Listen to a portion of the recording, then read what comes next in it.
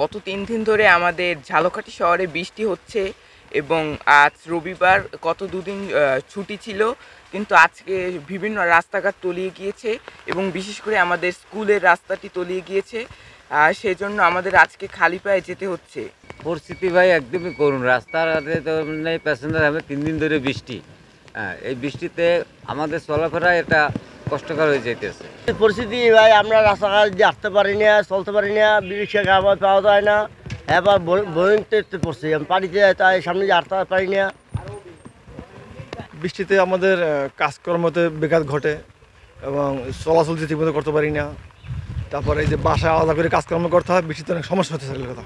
আর বৃষ্টিতে এমন বৃষ্টি রাস্তাঘাট মতো সময় তলা হয়ে যাইতেছে, চলাচল মানে আমাদের অনেক সমস্যা হচ্ছে চলাচলের জন্য। আজ রবিবার, গত ২ দিন ছুটি ছিল, কিন্তু আজকে বিভিন্ন রাস্তাঘাট তলিয়ে গিয়েছে এবং বিশেষ করে আমাদের স্কুলের রাস্তাটি তলিয়ে গিয়েছে।